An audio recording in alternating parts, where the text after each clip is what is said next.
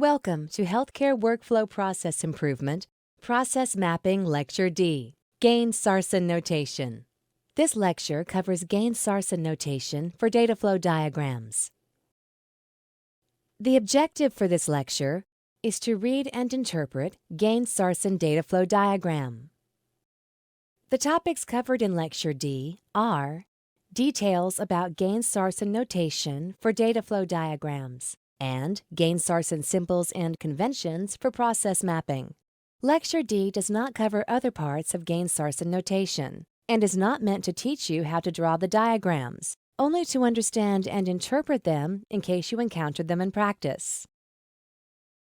Each of the methods for diagramming a process has its own set of capabilities. Gain-Sarson represents the process context. That is, the process or system boundaries, interactions with the outside world, and the major functions. It also represents information content, the order or sequence of the data flow steps involved in the process, the transformations that occur or should occur, and the roles that perform the processes.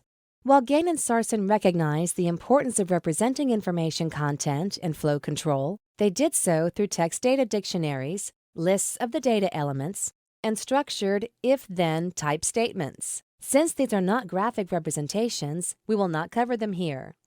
Gain and Sarson represented context, data flow, and data transformation through one diagram type, the data flow diagram, DFD. Their approach used a high-level DFD to show context, and a more detailed, or series of more detailed, diagrams to show data flow steps. Data transformation is represented on the DFD by a process symbol that indicates that data transformation occurs. Then the actual transformation is specified using text.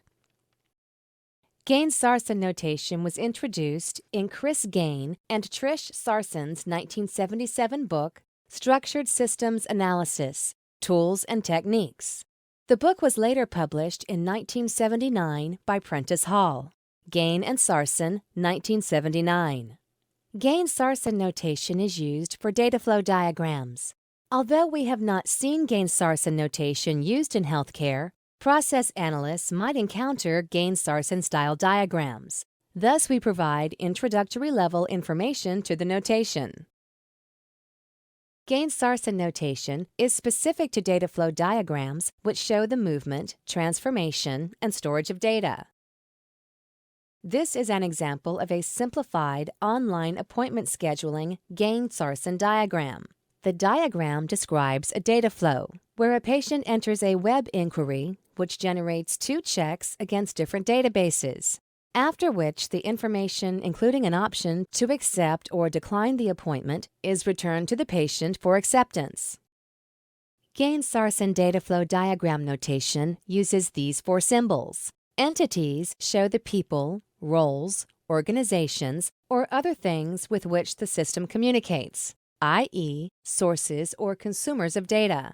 Processes are shown by square rectangles with rounded corners. They represent data processes, i.e., the various individual functions that the system carries out to transform data inputs into outputs. Process boxes can be numbered to show the sequence in which they are carried out. Flows are shown by straight arrows. They are the connections between the entities, processes, and data stores. They represent the information that the processes require as input and the information they generate as output. Data stores are shown by an open-ended long rectangle. They represent collections of data that the system must access, read from, or write to, or remember for some period of time. Data stores typically exist as files or databases. Entities represent people, organizations, or other things that interact with the system, i.e., entities are outside of the system. That is, they are part of a process, but external to the information system. Entities send or consume information, and in Gain-Sarson notation are also called sources or sinks of information. If the same entity is shown more than once in a diagram, a diagonal line is added to the lower right-hand corner to visually distinguish it. For example, if the nurse entity was drawn twice, to keep from having a lot of crisscrossing lines on the diagram, a single diagonal line would be added to the lower right-hand corner. Further, if a medical assistant entity was similarly drawn twice on the same diagram, 2 diagonal lines would be added to visually distinguish it from the nurse and patient entities. Processes transform data. The process should be named or described by a single word, a verb, phrase, or simple sentence that describes what the process does. Similar to other notations, a good name will generally consist of a verb-object phrase, such as check availability. In some cases, the processes are named for a role, an organization, or a machine that performs the process. Processes are given a number in the upper right-hand corner. This is an identifier and does not imply sequence. Optionally, processes can also have a lower section, similar in appearance to the process identifier part at the top, in which the role or machine that accomplishes the process or the physical location of the process is undertaken. Similar to ISO 5807, Sarson notation uses straight arrows. Arrows should be named to indicate the meaning of the data that moves along the flow, that is, a noun. Data flows with a verb name are incorrect. They signify a process that has been omitted. Data flow in and out of a process must be altered in some way, i.e., not labeled the same thing. A flow can represent only one type of data, for example, request or reply, or consolidate several elementary data flows into one flow. For example, request and reply. This is dependent on the intended detail level of the diagram.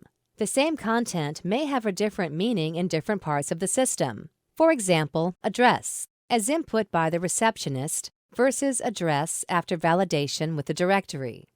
Arrows indicate direction of the data flow. For example, from the practice EMR to the pharmacy.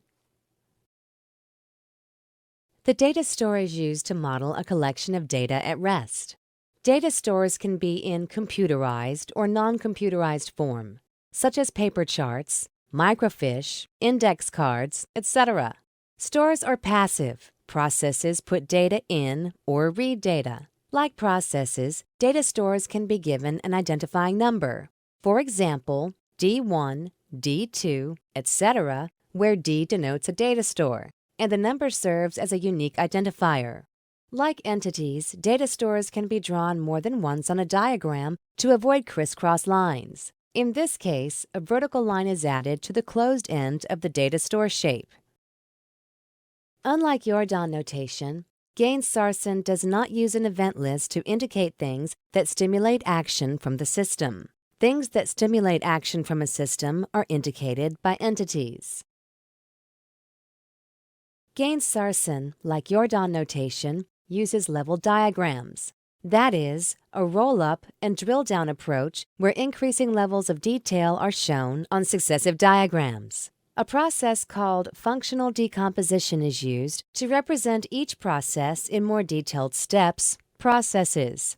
Each process in a DFD can be exploded, i.e., redrawn to show increasing levels of detail. When this is done, decimal numbers can be used to identify the lower detail level process while maintaining the links to the parent or higher level process on the parent diagram. Context diagram is the highest level. There are as many lower levels as needed. Sarson conventions include choosing meaningful names for processes, flows, stores, and terminators, numbering the processes and data stores, making sure the DFD is internally consistent and consistent with any associated DFDs, and exceptions and error handling are shown on lower-level diagrams.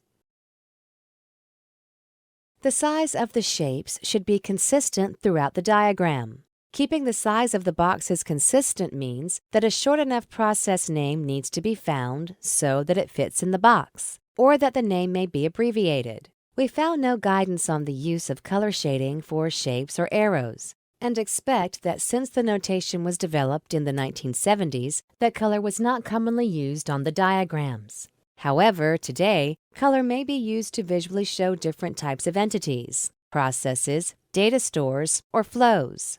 Arrows in Gaines Sarson are straight and horizontal or vertical, i.e., no diagonal or curved arrow lines. Double-headed arrows can be used instead of two separate arrows in opposite directions, such as to represent request and reply. Hopkins enumerated rules for correctness for these diagrams. Hopkins, 2006. These rules can be used to assess the logical consistency of the diagrams and include: entities may not send data directly to other entities. Entities may not send data directly to data stores. Data must be processed in some way first. And entities may not get data directly from data stores. Data must be processed in some way first. Information is neither created or destroyed. It must come from and go to somewhere.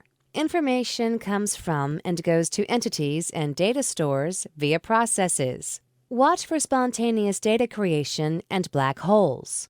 Note: in-only data stores may be okay, as when being read by another system. Also, out-only data stores may be okay, as when getting data from another system. Data flows with a verb name signify a process that has been omitted. Like your DON notation, Gaines Sarson is a set of symbols and conventions named for the people who developed it. Gaines Sarson notation has not been adopted as a standard. As such, there is no formal maintenance organization. Individuals use and adapt it to suit their needs. This concludes Lecture D, Process Mapping, Gaines Sarson Notation. You should now be able to understand Gaines Sarson symbols and conventions for data flow diagrams and be able to read and interpret data flow diagrams that use Gaines Sarson notation.